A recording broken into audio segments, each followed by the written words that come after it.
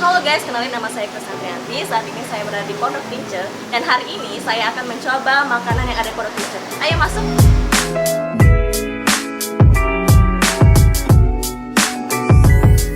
Halo guys, saya sudah pesan makanan di Pondok Ince.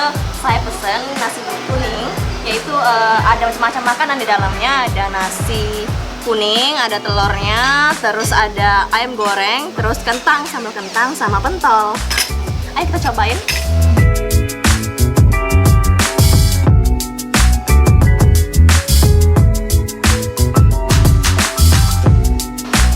Nasi kuningnya enak banget. Jadi buat kalian yang mau pesan nasi kuning, aku rekomen banget karena nasi kuningnya ini enak banget dan terasa banget rempah-rempahnya. Silahkan datang ke Pondok Ince.